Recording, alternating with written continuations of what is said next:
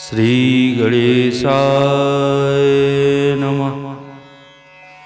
श्री सरस्वती देवे नमः।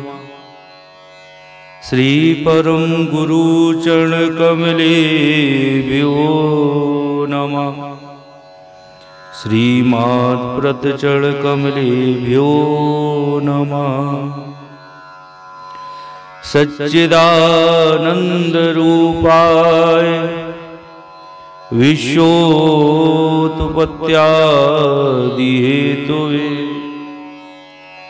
तापत्रय विनाशाय श्री कृष्णाय वयं नुमः। जिनके केवल नाम से बिगड़े बनते काम, हम सब की रक्षा करे मुरलीधर घनश्याम। जय जय श्री राधा रमण, जय जय नवल किशोर, जय गोपी चित चोर प्रभु कि जय जय माखन चोर। जिनके सेवा भाव से मगन हुए सिया राम, ऐसे श्री हनुमान जी को बारंबार प्रणाम, बारंबार प्रणाम। जय जय श्री राधा रमण कि जय जय नवल किशोर, जय गोपी चित चोर प्रभु कि जय जय माखन चोर, जय जय माखन चोर। बोलिए श्रीमद् भागवत महापुराण की जय हो। श्री राम राजा सरकार की जय। बोले शंकर भगवान की जय। अनंत बलवंत श्री हनुमत लाल जी महाराज की जय। सब भक्तन की जय, सब संतन की जय। अपने अपने माता पिता गुरु गोविंद की जय। जय जय श्री सीताराम, जय जय श्री राधे श्याम। सभी श्रद्धालु श्रोतागण,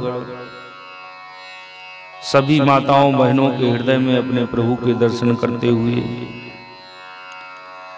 श्री अनंत बलवंत हनुमंत लाल जी महाराज की भावमयी उपस्थिति में उनके चरणों में वंदन अभिनंदन, उनको प्रणाम करते हुए आज की कथा में हम सभी प्रवेश करते हैं। महाराज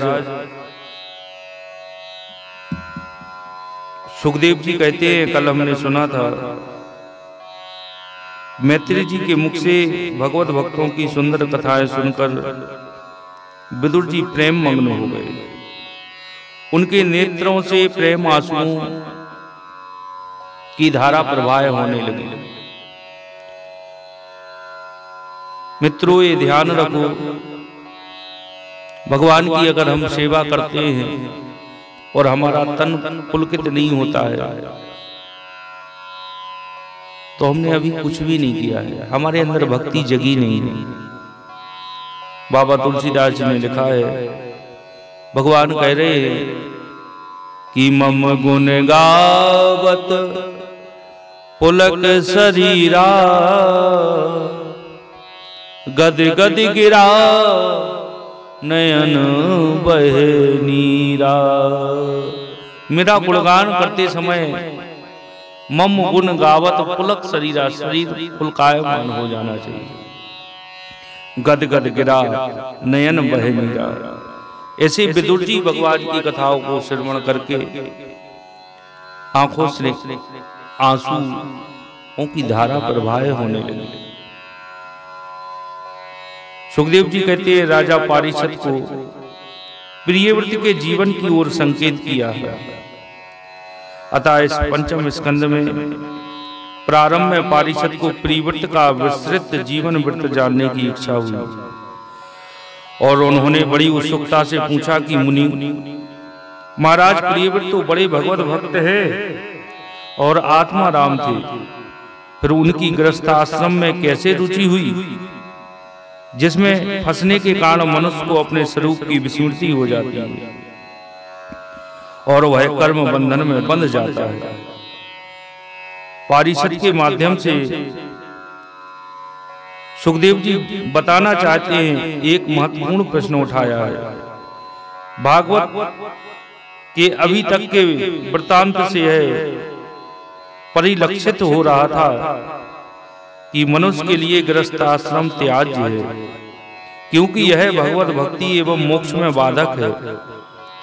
इस प्रकार के चिंतन से एक धारणा मनुष्य के में घर कर जाती है कि भगवत प्राप्ति एवं मोक्ष के लिए गृह त्याग एवं संसार परित्याग जरूरी है, जबकि ऐसा आवश्यक नहीं है। अतएव यहाँ स्पष्ट करना चाहते हैं व्यास जी, यह आवश्यक नहीं है। यदि यह भावना ग्रस्त त्याग की भावना लोगों के हृदय में बैठ गई तो सृष्टि का क्रम आगे कैसे बढ़ेगा। इसलिए यहाँ प्रियव्रत के जीवन चरित्र के माध्यम से यह स्पष्ट कहा गया है कि गृहस्थ आश्रम और अध्यात्म दो अलग अलग मार्ग नहीं है। गृहस्थ में रहकर भी आध्यात्मिक जीवन जिया जा सकता है, भक्ति की जा सकती है, ज्ञान अर्जन किया जा सकता है। गृह त्याग के एकात्मक सिद्धांत को भागवत अस्वीकार करता है। यदि ऐसा होता तो भारत के ऋषि मुनि परिवार ही क्यों बसाते। अतएव इस वृत्तांत में संसार एवं अध्यात्म के बीच समन्वय स्थापित करने का संदेश दिया गया। राजा प्रियव्रत की इच्छा हुई कि वन में जाकर तप करें, ईश्वर की आराधना करें। महाराज मनु एवं नारद जी उन्हें समझाने के लिए आए। उसी समय ब्रह्मा जी भी वहां आ गए। ब्रह्मा जी ने प्रियव्रत से कहा, बेटा तुम्हें संसार के प्रति ऐसा उपेक्षा भाव नहीं रखना चाहिए। यह संसार परमात्मा ने बनाया है, हमें उसे हे दृष्टि से नहीं देखना चाहिए। यदि गृहस्थाश्रम बुरा होता तो भगवान संसार बनाता ही क्यों। हम सभी को उन्हीं की आज्ञा का पालन करना चाहिए। तुम्हें बन जाने की जरूरत नहीं है। जितेंद्रिय रहकर मनुष्य घर में ही आराधना भक्ति कर सकता है। परिवार में रहकर पवित्र एवं सदाचार पूर्ण जीवन जीना।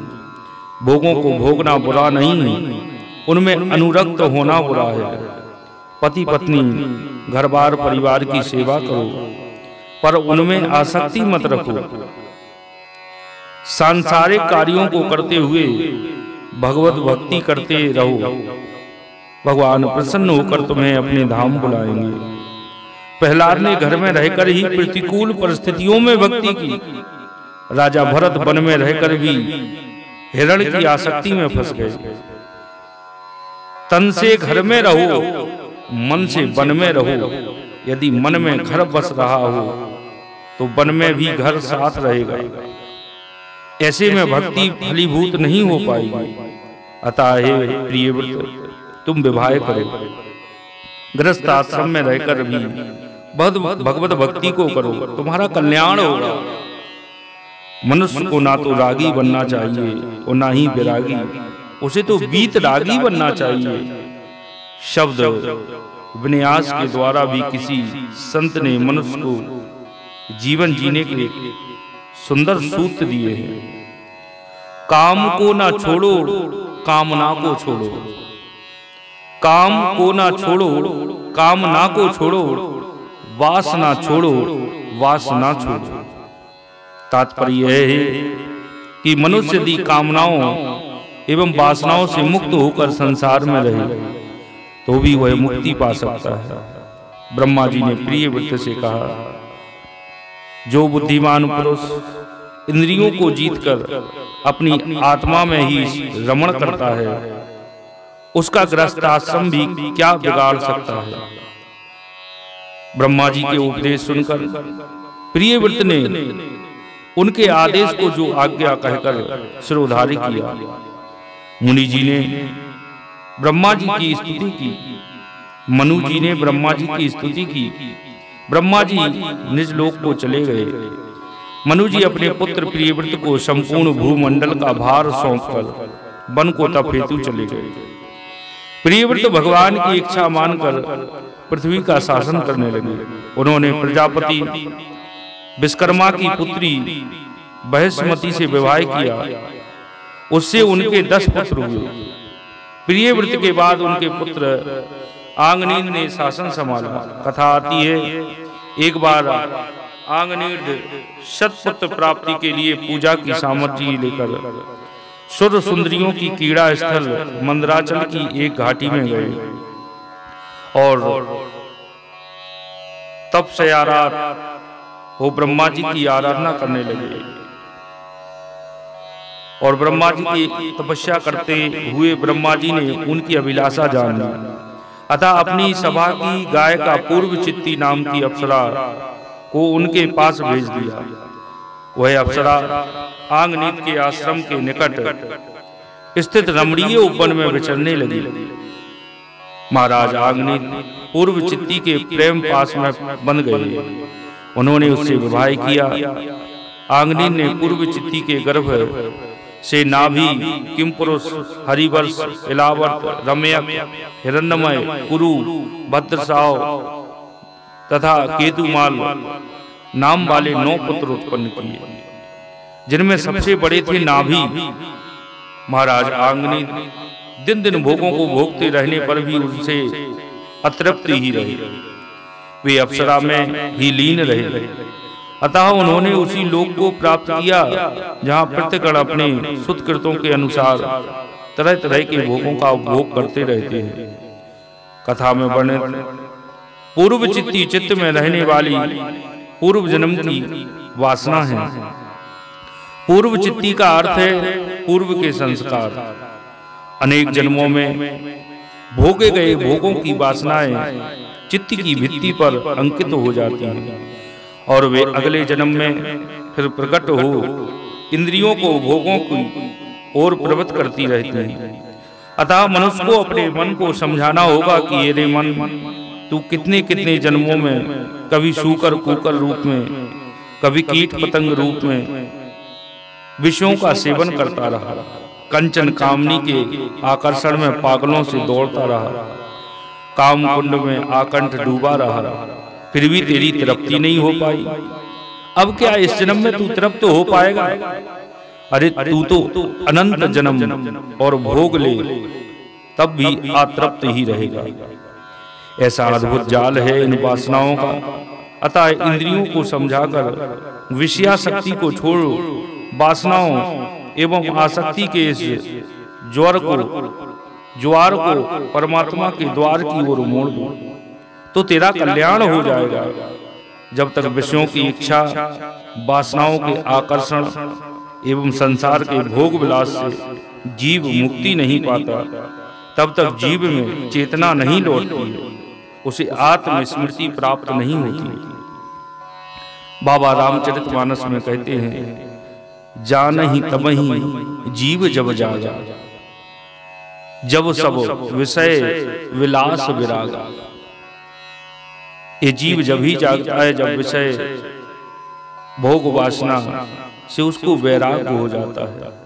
महाराज आंगनीड के जीवन व्रत से हमें यह शिक्षा लेनी चाहिए कि भोग विलास में ही डूबे रहने से प्राणी जन्म मरण के चक्र से नहीं छूटता, बल्कि जन्म जन्मांतर में भी उसकी वासनाएं और अधिक प्रबल हो जाती हैं।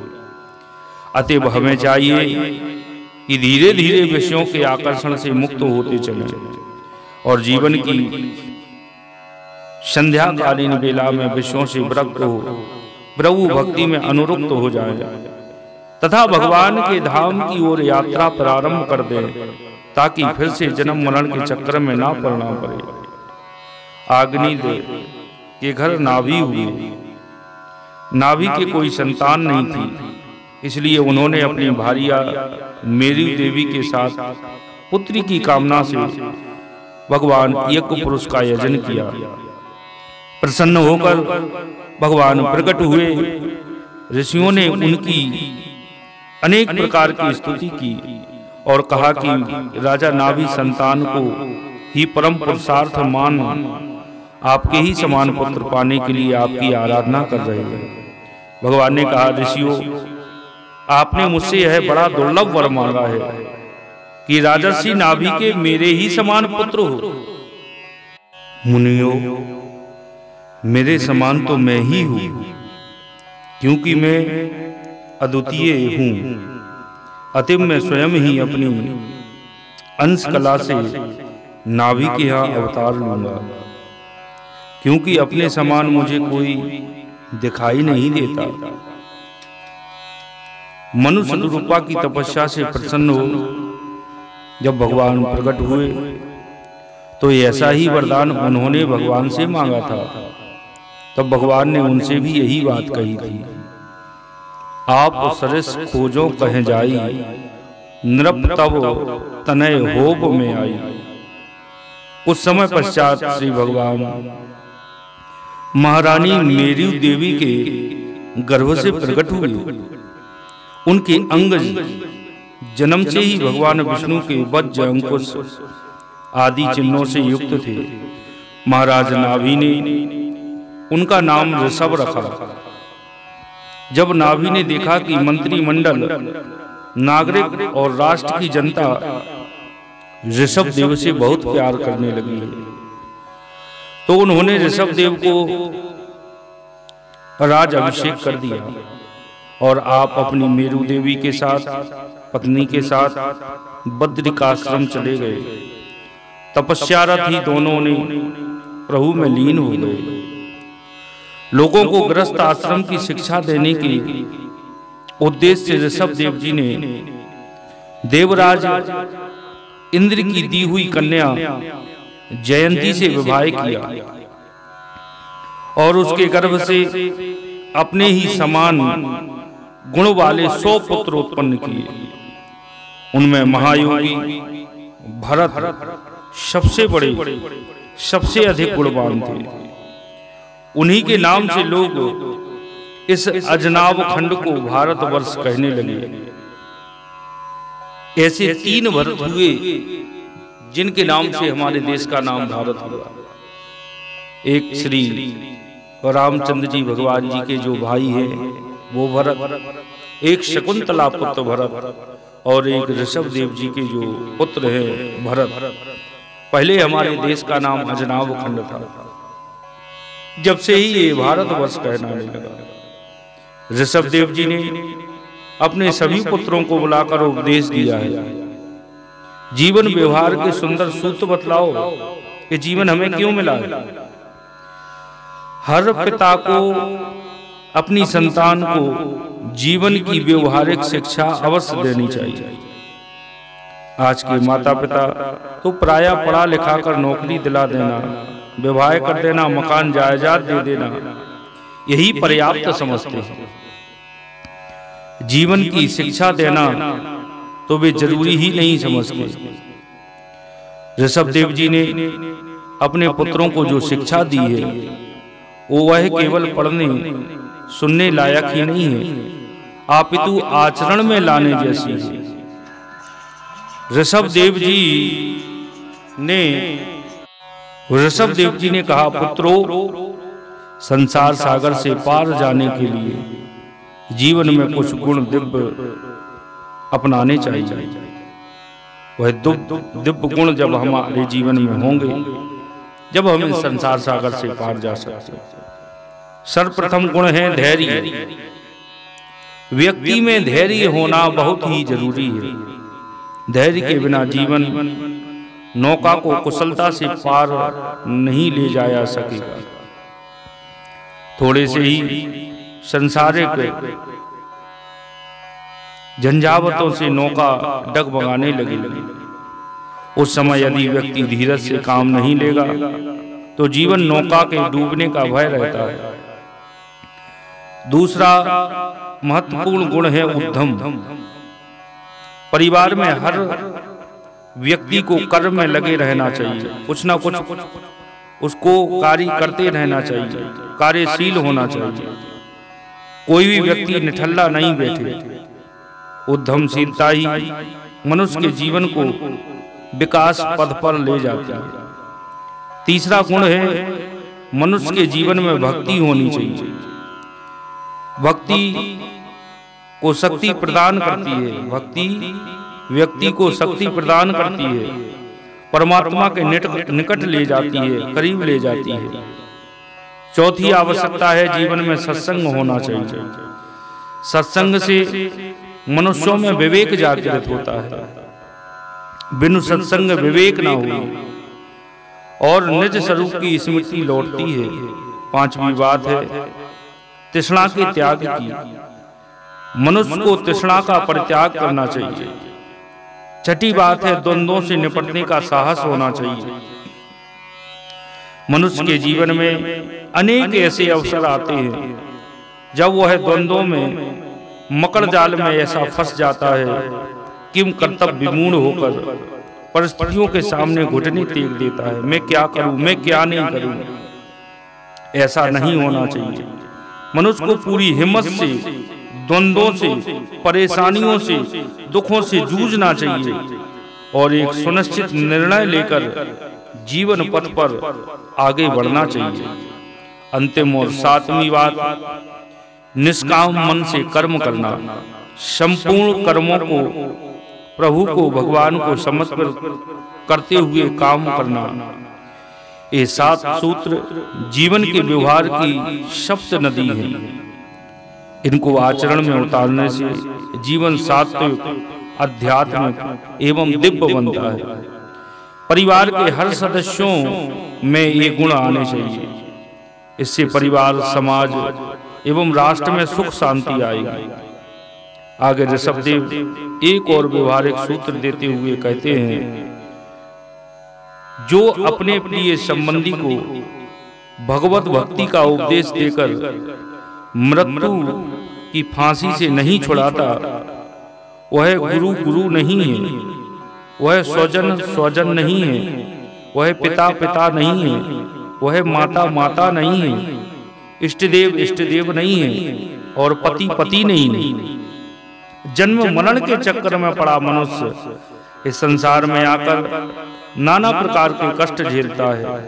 संस्कृति से छुटकारा पाकर जीव पुनः प्रभु के पास पहुंचकर वह दिव्य धाम प्राप्त कर सकता है, जहां से फिर इस संसार में लौटना नहीं होता और यही मोक्ष है। अतः व्यक्ति का सच्चा संबंधी, सच्चा सुहृद वही है जो व्यक्ति को मृत्यु पास से सदैव के लिए छुड़ा दे। जो संबंधी व्यक्ति को संसार के माया जाल एवं मोह फांस में फंसाता है, वह सच्चा संबंधी कैसे हो सकता है। आज परिवार में जीवन मोक्ष की तो कोई चर्चा ही नहीं करता, केवल सांसारिक चर्चाएं ही होती हैं और सभी उनमें अनुरक्त, मस्त और व्यस्त रहते हैं। अपने असली घर परमात्मा के घर को तो कभी याद भी नहीं करते। कोई व्यक्ति कारावास में बंद है, जेल में, तो उसके सगे संबंधी विविध मिष्ठान उसके खाने हेतु भेज रहे हैं, अन्न सुख सुविधाएं भी उसे उपलब्ध करा रहे हैं, पर वे संबंधी उसे मुक्त कराने के लिए कोई प्रयास नहीं कर रहे हैं। तो क्या वे संबंधी व्यक्ति के लिए सही संबंधी हैं, वो हितैषी हैं? कदापि नहीं। ठीक यही स्थिति जगत के संबंधियों की है। आगे ऋषभदेव जी कहते हैं, पुत्रो तुम संपूर्ण सराचर भूतों को मेरा ही शरीर समझकर शुद्ध बुद्धि से पद पद पर उनकी सेवा करो, यही मेरी सच्ची पूजा है। कितना सुंदर उपदेश है श्री भागवत महापुराण का। भागवत केवल वैष्णवों के लिए ही नहीं है, यह महान ग्रंथ तो दुनिया की सारी मनुष्य जाति के कल्याण के लिए, किसी धर्म विशेष के अनुयायियों के लिए नहीं है। यह तो एक दिन सार्वभौम ग्रंथ है। यह तो एक सार्वभौम ग्रंथ है। यह दिव्य संदेश दुनिया के कोने कोने तक पहुंचा जाना चाहिए। भगवान ऋषभ देव कहते हैं कि संपूर्ण संसार मेरा ही स्वरूप है। पूरे चराचर जगत में ही व्याप्त हूँ मैं, मेरे अलावा संसार में कुछ भी है ही नहीं। गीता में भी भगवान श्री कृष्ण यही बात कहते हैं, हे अर्जुन, इस संसार में मेरे सिवाय किंचन मात्र भी दूसरी वस्तु नहीं है। अतएव तुम संसार के हर प्राणी को मेरा ही स्वरूप समझकर उनकी सेवा करो। यही मेरी सबसे बड़ी पूजा है, यही मेरी आराधना है। यही हर व्यक्ति सभी प्राणियों में उसी परम का दर्शन करने लगे तो फिर पराया है ही कौन। इस भावना के आते ही सारा विश्व भगवान का ही स्वरूप दिखेगा और तब किसी भी प्राणी का किसी से कोई द्वेष भाव, कोई विरोध रहेगा ही नहीं, क्योंकि तब व्यक्ति की सोच इस प्रकार की हो जाएगी। कैसी कि निज प्रभु मय देखई जगत के ही सन करही विरोध। निज प्रभु मय देखई जगत के ही सन करें विरोध। हम विरोध किससे करें? सब संसार हमें प्रभु के मय दिख रहा है। समय बीतने पर ऋषभ देव जी ने भरत को राज सौंप दिया और स्वयं विरक्त हो गए। इन्हीं ऋषभ देव जी से ही जैन परंपरा जो है उसका उद्गमन हुआ, वहीं से ये प्रकट हुई। जो हमारे जैन समाज के लोग हैं वह ऋषभ देव जी को अपना पहला अवतार मानते हैं। वहीं से जैन परंपरा प्रारंभ होती है, ऐसा मत है। केवल राज सौंप कर भरत को स्वयं ऋषभ देव जी विरक्त हो गए। केवल शरीर मात्र का परिग्रह रखा, सब कुछ घर पर रहते ही छोड़ दिया। वे वस्त्रों का भी त्याग कर दिगंबर हो गए, अपने में ही लीन हो वे सन्यासी हो गए। ब्रह्मवर्त देश से बाहर निकल गए। वे सर्वदा मौन होकर रहते, देहाभिमान से मुक्त हो वे दक्षिण भारत में पहुंचे और उन्मत्त की तरह कुट काचल के वन में घूमने लगे। इसी समय झांझावात के झकोरे से, बांसों के घर्षण से प्रबल अग्नि प्रकट हो गई जो धधकने लगी। उसने ऋषभ देव जी सहित सारे वन को अपनी लाल लाल लपटों में लेकर भस्म कर दिया। भरत चरित का प्रारंभ करते हुए सुखदेव जी कहते हैं कि राजन, महाराज भरत बड़े ही भगवत भक्त थे। अपने पिता ऋषभ देव जी की आज्ञा स्वीकार कर उन्होंने पृथ्वी की रक्षा का भार स्वीकार किया। उन्हीं की आज्ञा से भरत जी ने विश्व रूप की कन्या पंचजनी से विवाह किया। उसके गर्भ से उन्होंने 5 पुत्र उत्पन्न किए। भरत जी अनेक यज्ञ जन कल्याणकारी करते रहते हैं। उन सब के फल, उन कर्मों का पुण्य भगवान श्री कृष्ण के चरणों में अर्पित करते हैं। वे पूर्ण रूपेण निष्काम कर्म योगी थे। भरत जी ने अनेक वर्षों तक राज्य किया। इसके बाद उन्होंने यह सोचकर गृह त्याग का निर्णय लिया कि अब शेष जीवन पूर्ण रूपेण भगवत भक्ति में लगाना चाहिए। जीवन का लक्ष्य सुख का उपयोग नहीं, अपितु ज्ञान प्राप्ति है। अतः भरत राज वैभव, सुख संपत्ति, स्त्री पुत्र प्रजा सभी को छोड़कर वन को चल दिए। वे हरि क्षेत्र में पहुंचकर गंडकी नदी के किनारे तप करने लगे। वे जल में खड़े रहकर तपस्या किया करते थे। एक दिन वे स्नान, तप, आराधना आदि करने नदी के तीर पर बैठे ही थे इसी समय एक हिरणी प्यास से व्याकुल हो जल पीने के लिए अकेली ही उस नदी के तीर पर आई। अभी वह जल पी ही रही थी कि पास ही गुजरते हुए एक सिंह की भयानक दहाड़ उसको सुनाई दी। ज्यों ही उसके कान में भीषण शब्द पड़ा, वह एक कदम भयभीत हो गई। अपने प्राण संकटों में आए देख उस हिरणी ने नदी पार करके के लिए छलांग मारी। उसके पेट में गर्भ था, प्रसव काल निकट ही था। जैसे ही भयभीत हिरणी ने छलांग मारी कि प्रसव हो गया। मृग शावक नदी के जल के प्रभाव में गिर गया। हिरणी ने तो उस पार जाकर दम तोड़ दिया। भरत जी यह सब दृश्य देख रहे थे। और संत का हृदय तो कोमल होता है, लाग दया कोमल चित्त संता। राजर्षि भरत जी को उस मृगी शावक की दशा देख दया आ गई। वो दया धर्म का मूल है, पाप मूल अभिमान। दया तो हमें करना चाहिए, लेकिन मोह नहीं करना चाहिए। और भरत जी से यही होता है, आगे आप सुनेंगे। दया आ गई।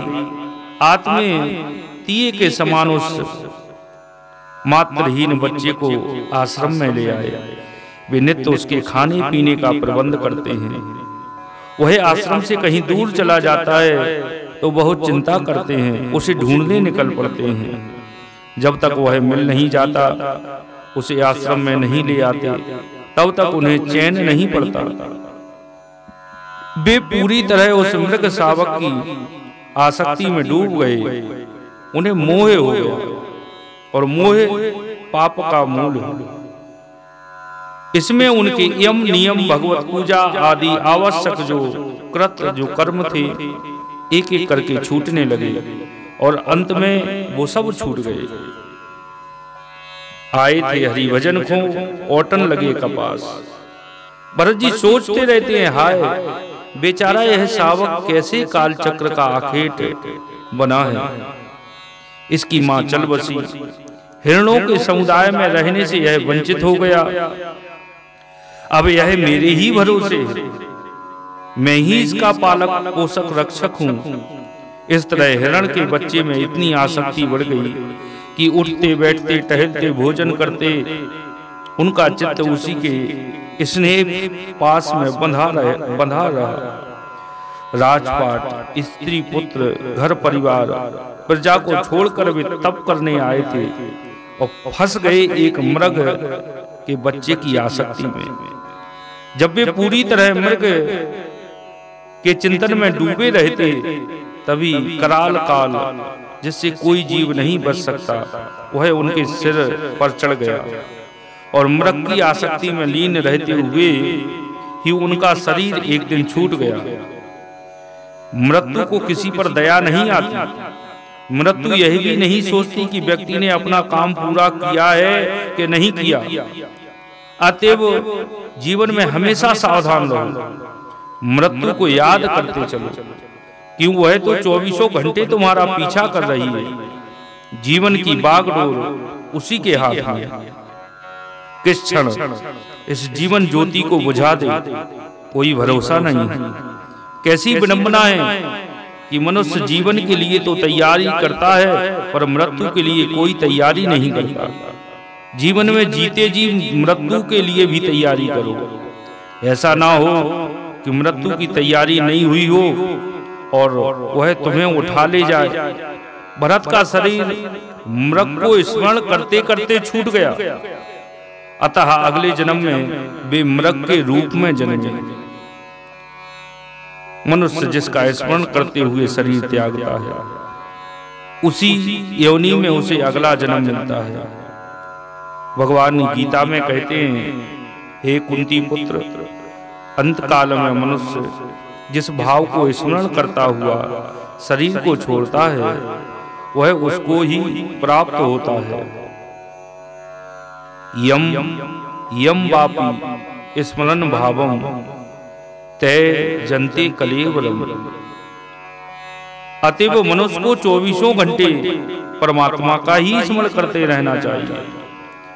तन से काम करो, पर मन से परमात्मा का नाम लेते चलो। मुझे स्मरण करते हुए युद्ध करो, ऐसा भगवान गीता में भी कहते हैं अर्जुन से। मेरा स्मरण करते रहो और जो तुम्हारा कर्म है वो करते रहो। भरत जी मृग की सेवा करते हुए यदि परमात्मा का स्मरण करते रहते तो वे परम धाम ही जाते, पर उन्होंने ऐसा नहीं किया। भागवत की कथाएं मनुष्य को दिव्य जीवन संदेश प्रदान करती हैं। भरत जी मृग योनि में जन्मे, पूर्व जन्म की तपस्या के कारण उस पूर्व जन्म की स्मृति उन्हें बनी रही। अपने मृग का रूप का कारण जानकर वे पश्चाताप करने लगे कि मैंने कितनी बड़ी भूल की। भगवान प्रभु वासुदेव के श्री चरणों से मन हटाकर एक मृग के बच्चे में लगा दिया। इसलिए मैं मोक्ष के परम लक्ष्य से भटक गया। अब उन्हें आसक्ति से बड़ा भय लगने लगा। वे अपनी माता एवं जन्मभूमि कालंजर पर्वत को छोड़कर मुनियों के प्रिय उसी शालिग्राम तीर्थ में चले आए, जो भगवान का ही क्षेत्र है। वे पुलस्त और पुलह ऋषि के आश्रम पर आ गए। वहां रहकर काल की प्रतीक्षा करने लगे। अंत में गंडकी के जल में उन्होंने शरीर को छोड़ दिया। भूलकर भी किसी पशु पक्षी का अनादर मत करो। हो सकता है कोई संत महात्मा प्रारब्धवश पशु पक्षी बनकर आए हों। वृक्षों एवं पत्थरों का भी अनादर मत करो। उनमें अहिल्या, नरक, नलकूबर भी हो सकते। भरत जी का अगला जन्म ब्रह्म कुल में हुआ, ब्राह्मण कुल में होता है।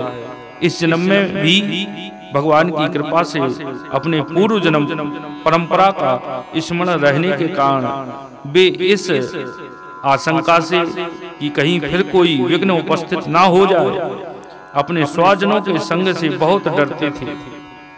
भगवान के युगल चरणों को मन में धारण किए वे दूसरों की दृष्टि में अपने को पागल, मूर्ख, अंधे और बहरे के समान दिखाते। माता पिता के ना रहने पर जड़ भरत के भाई उन्हें ठीक से खाने को भी नहीं देते। उन्हें धान्य का कूड़ा, सड़े हुए उड़द आदि खाने को देते। उन वस्तुओं को भी वे अमृत तुल्य मानकर खा लेते। वे किसी प्रकार की आसक्ति में नहीं फंसना चाहते थे। अतः जब उनके भाई खेत पर मेड़ बनाने को कहते तो वो गड्ढा खोद दिया करते। एक दिन भाई ने खेत पर रखवाली के लिए भेजा। कहा चिड़ियां दाना ना खा जाएं, देखते रहना। तो जड़ भरत चिड़ियों को दाना चुगते देख भगाते नहीं हैं, आपितु आनंद होते और गाते हैं कि राम जी की चिड़ियां राम जी को खेत, खाओ रे चिड़िया भर भर पेट। वे हमेशा परमात्मा में लीन रहते, जगत के सामने ऐसा नाटक करते जैसे वे पागल हों। एक दिन भरत जंगल में घूम रहे थे। एक भील राजा संतान प्राप्ति के लिए देवी के समान किसी की बलि देना चाह रहा था। राजा के सेवक भरत को पकड़ ले गए। उन्हें नहलाया, धुलाया, खिलाया, पिलाया, श्रृंगार किया, देवी के सामने बलि देने के लिए खड़ा कर दिया। जैसे ही भील राजा का पुरोहित तलवार जड़ भरत के सिर पर मारने को उद्यत हुआ, उसी समय देवी मूर्ति फाड़कर प्रकट हो गई। उन्होंने राजा सहित उसके सेवकों को मार डाला। जड़ भरत की भक्ति और क्षमता भाव से देवी का हृदय द्रवित हो गया। उन्होंने उनकी रक्षा की। ज्ञानी भक्त भगवान को बहुत प्रिय होते, बेहर स्थिति में उनकी रक्षा ही करते।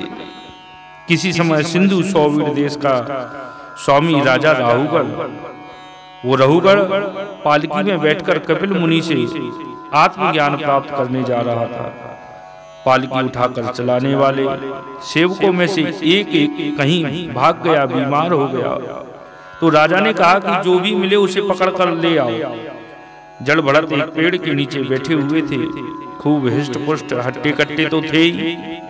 सरदार ने देखा तो सोचा यह तगड़ा आदमी कहार का अच्छा काम करेगा।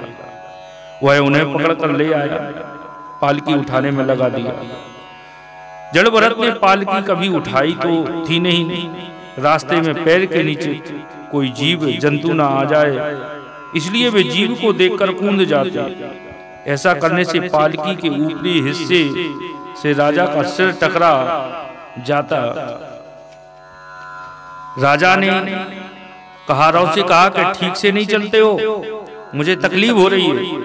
तो पहले के तीनों कहारों ने कहा हम तो ठीक चल रहे हैं महाराज, ये चौथा कहार आया है वह ठीक से नहीं चल रहा है, वह कुछ पागल सा ही है।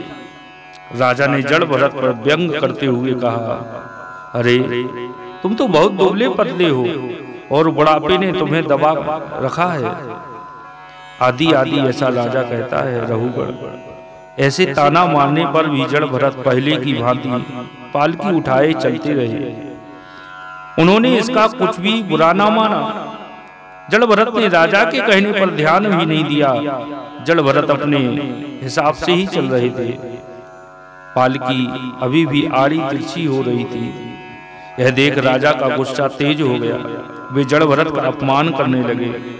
अरे क्या तू तो जीता ही मर गया है, मेरी आज्ञा का उल्लंघन कर रहा है, अभी तुझे दंड देता हूं। और भी अनेक प्रकार से राजा जड़ भरत को तिरस्कृत किया। भरत जी ने सोचा है कि मैंने इस राजा को कंधे पर उठाया है तो इसका उद्धार भी मुझे ही करना चाहिए। इसी उद्देश्य को ध्यान में रखकर वे अभिमानित होकर मुस्कुराते हुए बोले, राजन मोटापन दुबलापन शरीर के धर्म है, आत्मा के नहीं है। मैं शरीर से भिन्न हूं, अतः जो कुछ तुमने मेरे शरीर को दंड देने के लिए कहा है उससे ना तो मेरा कोई अपमान हुआ और ना ही कोई उपहास। और जो तुमने कहा है कि मैं जीते जी मरासा हूं वह भी सच ही है। सारा जगत जीते जी मृत सा होता है, क्योंकि जन्म से तुरंत बाद से जीव की पूरी यात्रा मृत्यु की ओर ही हो रही होती है। जीवन मृत्यु की ही अमानत है।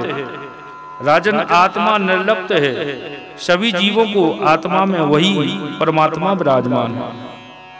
इसलिए राजा और सेवक व्यवहारिक दृष्टि से भिन्न हो सकते हैं, पर तत्विक दृष्टि से वे एक ही है। शरीर को प्रताड़ित करने से आत्मा प्रताड़ित नहीं होती। राजा तत्व ज्ञान का जिज्ञासु तो था ही। जड़ भरत की तत्विक बातों ने उसके हृदय को झंझकृत कर दिया, झंझोर दिया। एक दिव्य प्रकाश उसके मन मस्तिष्क में उतर गया। उसने सोचा यह कोई अलौकिक ब्रह्म ज्ञानी है। राजा तुरंत पालकी से उतर पड़ा। जड़ भरत के चरणों में गिरकर माफी मांगते हुए कहने लगा, देव आप कौन हैं? कहीं आप दत्तात्रेय आदि अवधूतों में से कोई हैं या साक्षात भगवान कपिल हैं? इतने बड़े ब्रह्म ज्ञान को छिपाकर मूर्खों की भांति विचरने वाले आप कौन हैं? कृपया बताइए। आपके वचनों से मुझे अद्भुत तृप्ति मिलती है, आनंद मिल रहा है। आपने जो कहा है कि चोट तो शरीर को ही लगती है, आत्मा अप्रभावित रहती है, तो यह कैसे होगा? मुझे समझाइए। चूल्हे पर रखी हुई बटलोई जब अग्नि से तपने लगती है तब उसका जल भी खौलने लगता है, उसमें रखे चावल भी पकने लगते हैं।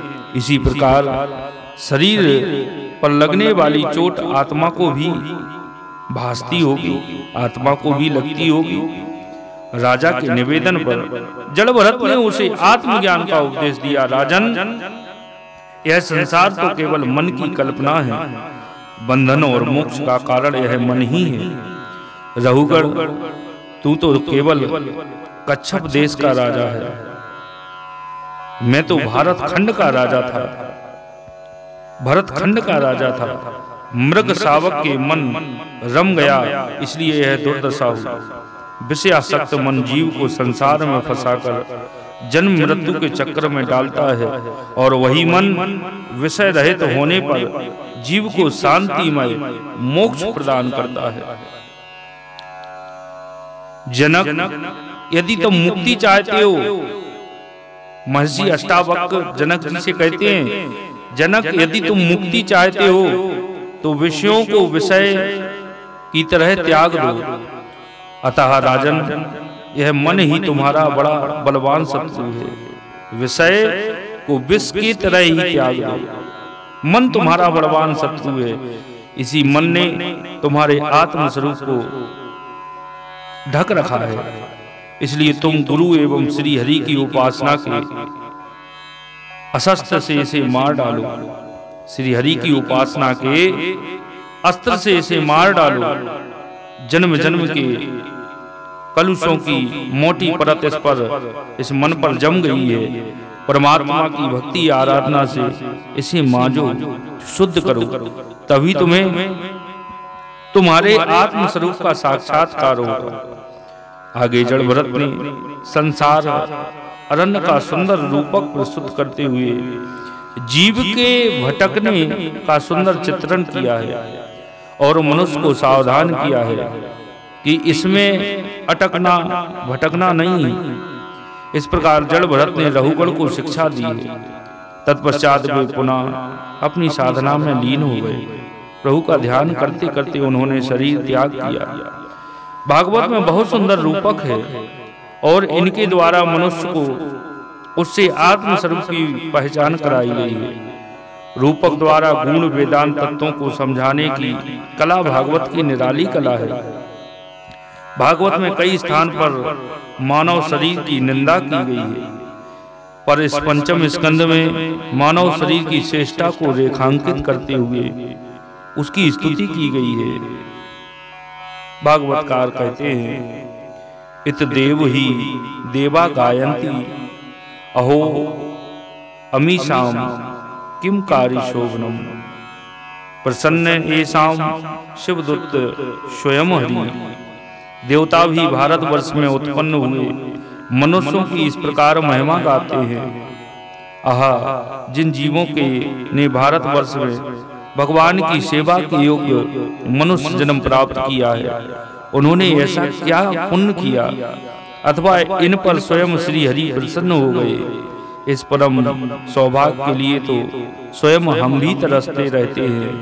ये मनुष्य देह की बड़ी ही परंपरा है। कहते नहीं है कि बड़े भाग मानस तन पावा, सुर दुर्लभ सद ग्रंथन गावा। ये देवताओं को भी दुर्लभ है जो हमें सहज में मनुष्य का शरीर मिला है। इसलिए मनुष्य शरीर पाके हमें प्रभु का चिंतन करना चाहिए। देवता भी मनुष्य के रूप में भारतवर्ष में जन्म लेना चाहते हैं। यह देश ऋषि मुनियों की पुण्य तपोभूमि रहा है। यहाँ ज्ञान एवं भक्ति की गंगा यमुना निरंतर प्रभावित होती रहती है। पुण्य भारत भूमि पर तप साधना करके व्यक्ति मोक्ष प्राप्त कर सकता है। यह दुर्लभ अवसर केवल मानव योनि में ही उपलब्ध है। देवताओं को भी मोक्ष प्राप्त करने के लिए मनुष्य योनि में आना होता है। स्वर्ग में उन्हें सब सुख है, पर मोक्ष का द्वार केवल मानव शरीर ही है। इसलिए देवता भी मानव शरीर पाकर भारत में जन्म लेने को ललायत रहते हैं। बहुत बड़ी महिमा है इस मानव देह की, पर इसका लाभ बिरले ज्ञानी तपस्वी ही ले पाते हैं। गोस्वामी बाबा तुलसीदास जी ने तो कहा है कि मानव देह की महिमा जो गाई है, साधन धाम मोक्ष कर द्वारा पाए ना जेहि परलोक सवारा। बड़े भाग मानस तनु पावा, सुर दुर्लभ सदग्रंथन गावा। सो परत दुख पावई सिर धुन धुन पछताए। काल ही कर्म ही ईश्वर ही मिथ्या दोष लगाए। इसके बाद भौगोलिक वर्णन आता है। पृथ्वी के 7 खंडों का वर्णन किया गया। 14 लोकों का भी वर्णन है। वे 14 लोक हैं अतल, वितल, सुतल, रसातल, तलातल, महातल और पाताल। भू भुआ स्वा महा जना तपा सत्यम, ये 7 लोक नीचे और 7 लोक ऊपर हैं। इसके बाद पापों की सूची है और विभिन्न प्रकार के नरकों का वर्णन है। कौन सा पाप करने पर कौन से नरक में जाना पड़ेगा, यह सब बताया गया है। इस पंचम स्कंद में मानव देह की महत्ता बताई गई है। मोक्ष प्राप्ति के साधन बताए गए हैं। अंत में यह भी बताया है कि यदि मानव देह का दुरुपयोग कर पाप में लिप्त हुए जो विविध नरकों में कैसी कैसी पीड़ा, वेदना, ताप, संताप भोगने पड़ेंगे। पंचम स्कंद मनन करने से जीव में दिव्यता आती है, ऐसा हमारे लिए व्यासी महाराज ने बताया है। आज की कथा को भगवान के श्री चरणों में यहीं विराम करते हैं। कल फिर हम भगवान की कथा में प्रवेश करेंगे। जब तक सभी के लिए, शिवधाम के सभी साथियों के लिए, सभी भक्तों के लिए जय जय सीताराम।